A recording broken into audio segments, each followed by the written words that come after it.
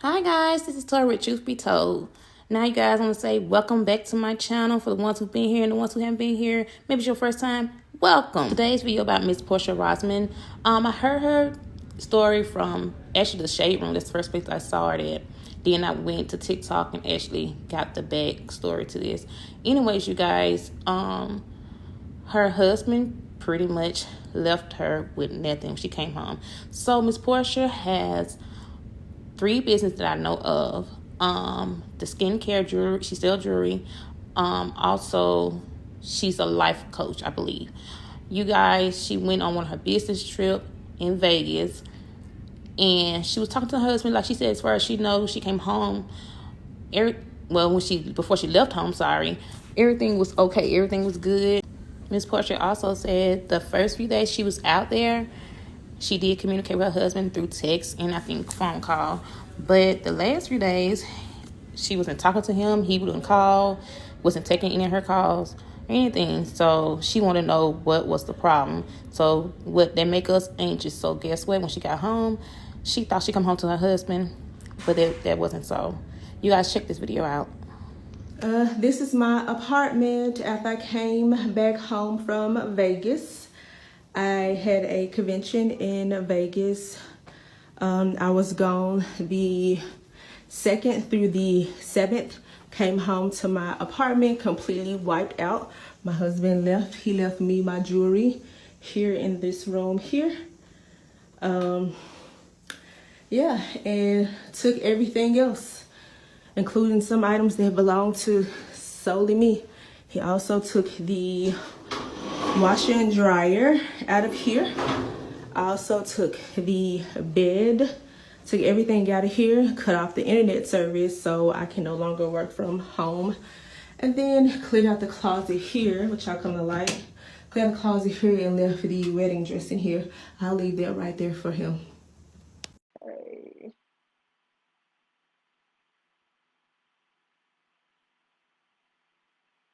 So I'm pretty sure I'm live on,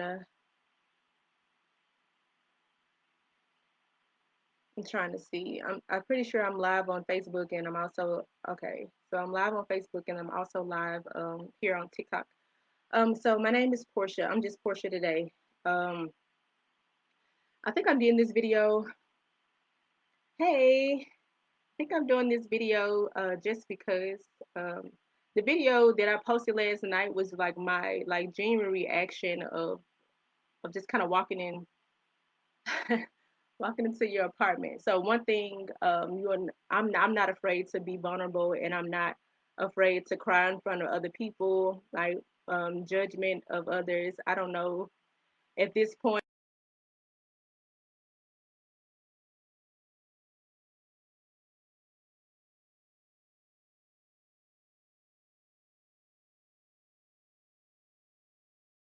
Especially one woman who may or may not be going through, the same thing. The question most people have, especially a lot of men, right, is like, why did he leave? So people leave because they want to leave. So the first thing I'm going to say is, just because Brian left doesn't make him a bad person, right? He absolutely has the right to leave. Like that's his absolutely has the right to leave. I personally am very cautious of the way that I do things because I believe in karma, and because, right, as a woman, I've been told when I should handle things more gracefully, or when I should be more tactful in situations, or when I should be more caring in situations. So I've been told those things, and those things have been like ingrained in me. So I'm very cautious of how I do things. Unfortunately, I didn't get that in return. So first things first is I have a very ugly cry. My sister-in-law teases me about it all the time. I have a very ugly cry, so like it is what it is. I'm here right now, like completely bare and bare in my soul.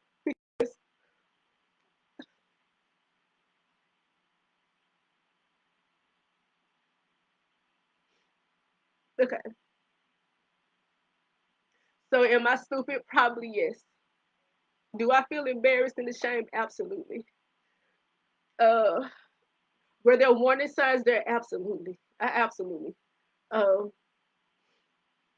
for some reason, my entire relationship. So I've been with Brian on and off, right? When we're on and off, right? Since we were 15 years old, we made a commitment to each other, and we got married when um, we were 29 years old.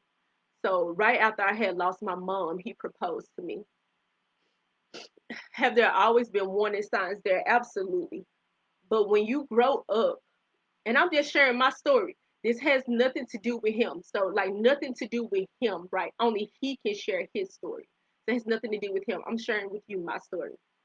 So, I stayed in a relationship with a man for years and years and years and years, right? Because we grew up together. He was the first person, the first male outside of my family to tell me that he loved me. And for me, that meant something to me. He was the first person. We were 15 going on 16 years old. So he was the first person to tell me that. And I did not take that lightly. So throughout the relationship, I have changed a lot as a person. I was molested when I was a child by a family member.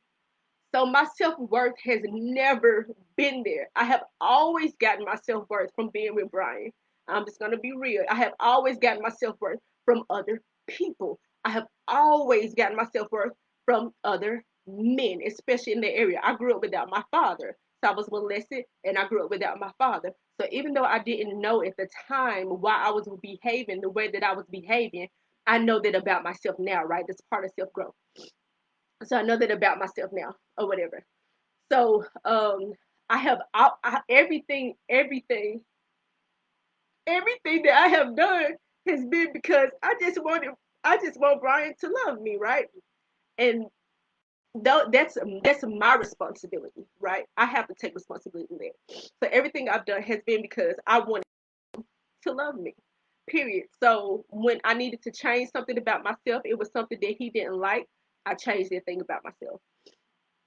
But when I publicly, I was that's where we were in that place. I was happy in that time. So I shared that time with him. Um, I shared that space. Like I celebrated him. I did things, to uplift my husband, publicly or whatever, because that's the type of that's the type of things that I was looking for in return. So, um,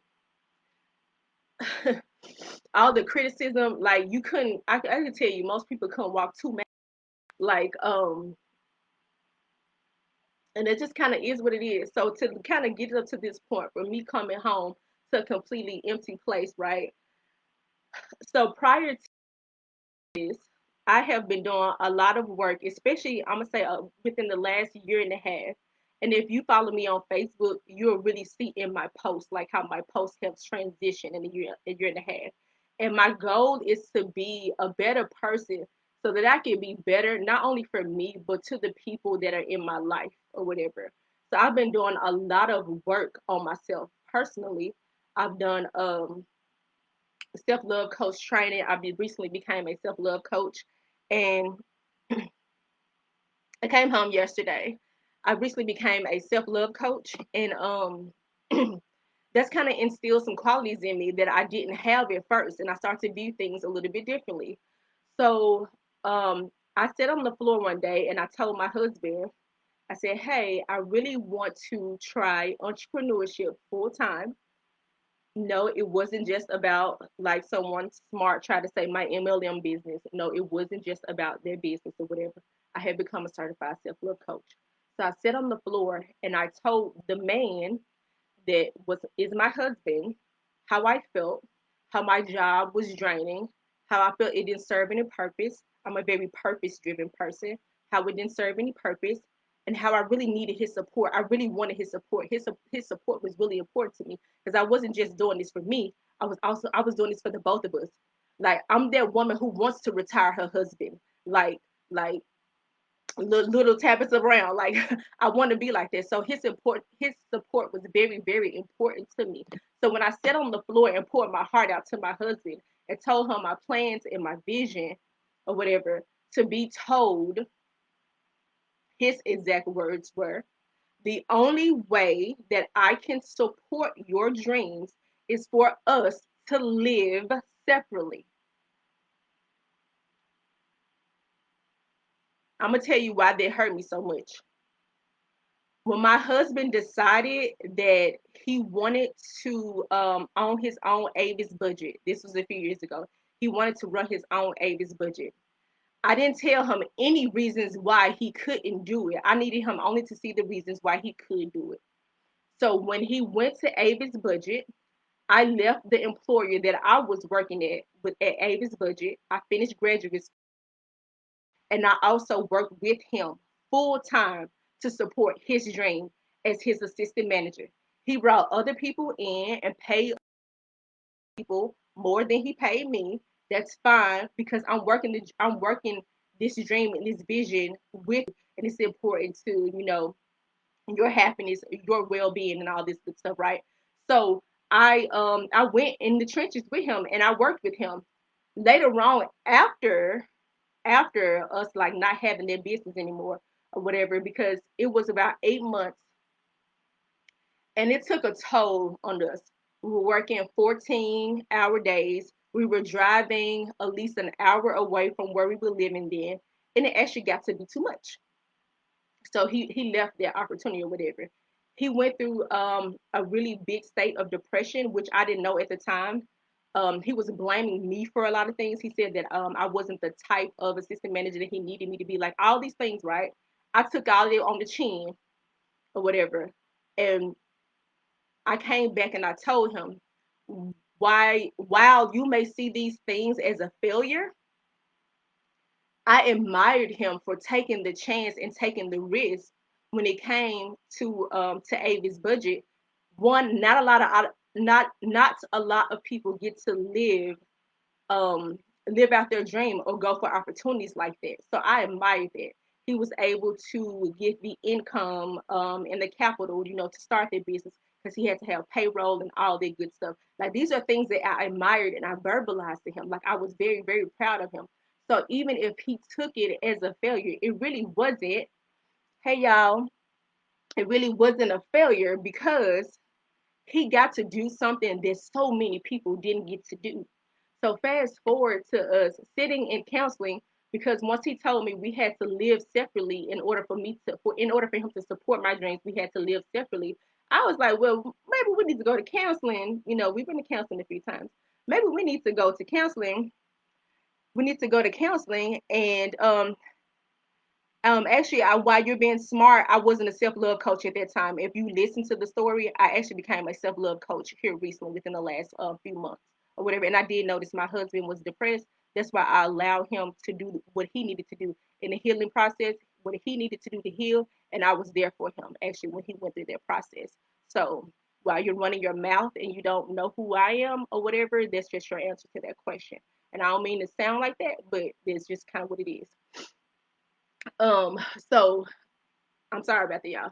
Uh, but he went through his process and stuff. So when he told me that the only way he could support me going after my dreams was because it made him uncomfortable. He absolutely has the right to be uncomfortable. Like I would never ever take anyone's feelings away from them. That's the biggest difference between my husband and I. I let you feel what you feel and I honor your feelings. So it made him uncomfortable. So we went to counseling and the goal was to eventually come to an understanding where we would stay together, right? So my counselor if asked me what I needed in order to stay for us to stay in the same household and to continue our marriage. And I told my husband what I needed in order to stay. And all I needed was for him to support my dream. So when I say support my dream, I'm gonna tell you this. I've always paid my bills. My husband and I have always kept our money separate. I've always paid my bills. The car that I drive, I pay my car note. A car note has insurance. I pay the insurance on their car. Any credit card bills that I've had, I pay my credit card bills. Any educational expenses I've had, I pay my educational expenses. Any investing that I've done in my businesses, I pay those expenses or whatever. And then my husband came up with the plan. He said, "Hey, I need an additional $600 towards household expenses." So, with all my individual bills, I also contribute $600 to the actual household. So when I talk about support, it was for my husband to be on my side and to be in my corner and to support me emotionally. It was never about financially. I never wanted to give up contributing to the household. So that's the thing that really, really hurts through all of this. So fast forward, I go to Vegas. There was a comment, oh, well, you went to Vegas. Going to Vegas is more important.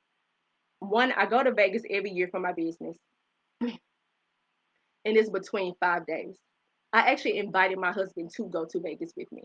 He said no because he wanted to use his time to take a trip for his vacation during his birthday. His birthday is in November, so he's like, "Well, I want to go and do a trip in November or whatever for my birthday, and I'm going to keep that time for that." Okay, cool. So I extended it to. I actually wanted him to come so he could see why my business was so important to me. At least one of my businesses. I have 3 businesses. So at least why this particular business is so important to me, and I don't want to give up on it.